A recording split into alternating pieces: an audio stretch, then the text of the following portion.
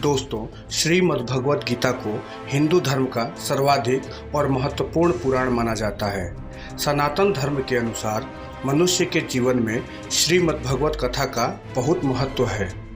श्रीमद् भगवत कथा से हर मनुष्य को ज्ञान और ऋषित्व की प्राप्ति होती है। दोस्तों, श्रीमद् भगवत कथा मनुष्य के जीवन में उद्देश्य व दिशा को दर्शाती है। इसलिए भगवान श्री कृष्ण ने अर्जुन को गीता का ज्ञान देते हुए कहा है कि श्रीमद् भगवत कथा सुनने मात्र से मनुष्य को मोक्ष की प्राप्ति होती है और उसे ईश्वर के श्री चरणों में स्थान मिलता है। दोस्तों, आज हम आपको श्रीमद् भगवत कथा में से एक ऐसे पापी मनुष्य धुंधकारी की कथा सुनाने जा रहे हैं जिसने अपने जीवन में इतने पाप किए थे कि 1000 बार पिंडदान करने के बाद भी उसे मोक्ष नहीं मिल पाया। तो दोस्तों, आइए जानते हैं कैसे धुंधकारी को मोक्ष की प्राप्ति हुई। तो दोस्तों, वीडियो शुरू करने से पहले आपसे निवेदन है कि आप इस कथा को बीच में छोड़कर न जाएं, क्योंकि इससे श्रीमद् भगवत कथा का अनादर होता है। और कृपया आप हमारे चैनल को लाइक और सब्सक्राइब करना भी बिल्कुल न भूलें। दोस्तों, श्रीमद् भगवत कथा के अनुसार तुंगभद्रा नदी के पास आत्मदेव नामक ब्राह्मण रहते थे, जो बहुत ही प्रकांड विद्वान थे। लेकिन आत्मदेव सदैव इस बात से दुखी रहते थे कि उनकी कोई संतान नहीं थी।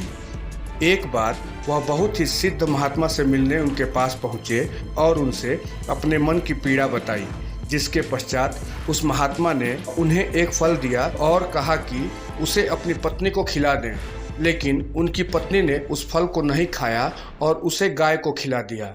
कुछ समय बाद उस गाय ने एक बच्चे को जन्म दिया जो बिल्कुल एक मनुष्य की तरह था, जिसके बाद उस बच्चे का नाम गोकर्ण रखा गया। वहीं आत्मदेव की पत्नी को उसकी बहन ने अपना पुत्र दे दिया, जिसका नाम धुंधकारी रखा गया। दोस्तों, दोनों पुत्रों में गोकर्ण महाज्ञानी और महापंडित निकला, वहीं धुंधकारी अत्यंत दुष्ट व महादुराचारी निकला। उसने अपने संपूर्ण जीवन में चोरी, दूसरों को कष्ट पहुंचाना और अत्याचार के अलावा कुछ भी नहीं किया और अंत में उसने अपने पिता की सारी संपत्ति को भी नष्ट कर दिया, जिससे दुखी होकर उसके पिता आत्मदेव ने घर बार छोड़कर वन में तपस्या करने चले गए और प्रभु की भक्ति में लीन हो गए। एक दिन धुंधकारी ने अपनी माँ को भी बहुत मारा पीटा और धन मांगने लगा। अपने बेटे की माँ रोज रोज मार से तंग आकर उसकी माता ने आत्महत्या कर ली। कुछ समय बाद धुंधकारी की भी मृत्यु हो गई और उसके कुकर्मों की वजह से वह ब्रह्म राक्षस बन गया। उसके बड़े भाई गोकर्ण ने उसका गया जी में 1000 बार श्राद्ध व पिंडदान करवाया ताकि उसे मोक्ष प्राप्त हो सके।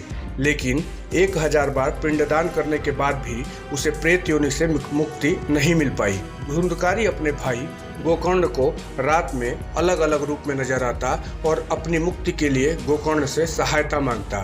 एक दिन वह अपने बड़े भाई के सामने प्रकट हुआ और रोते हुए बोला कि मैंने अपने पाप से अपना ब्राह्मणत्व नष्ट कर दिया। उधर गोकर्ण को आश्चर्य हो रहा था कि 1000 बार श्राद्ध व पिंडदान करने के बाद भी धुंधकारी को प्रेत योनि से मुक्ति क्यों नहीं मिली। इसके बाद गोकर्ण ने सूर्यदेव की कठोर तपस्या की, जिससे प्रसन्न होकर सूर्यदेव ने दर्शन दिए।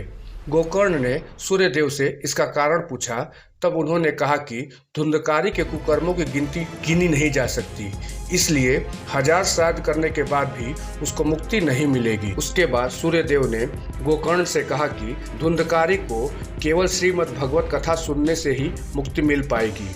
इसके बाद गोकर्ण जी ने श्रीमद् भगवत कथा का आयोजन कराया, लेकिन गोकर्ण जी के सामने सबसे बड़ी समस्या यह थी कि धुंधकारी कथा के पंडाल में नहीं बैठ सकता था, क्योंकि भूत प्रेत भगवान के सामने नहीं बैठ सकते। तब धुंधकारी ने वहीं थोड़ी दूर पर बांस के एक पेड़ के बीच में बैठकर 7 दिन तक रोज श्रीमद् भगवत कथा सुनी, जिसे सुनने के बाद धुंधकारी को मोक्ष की प्राप्ति हुई और प्रेत योनि से मुक्ति मिल गई।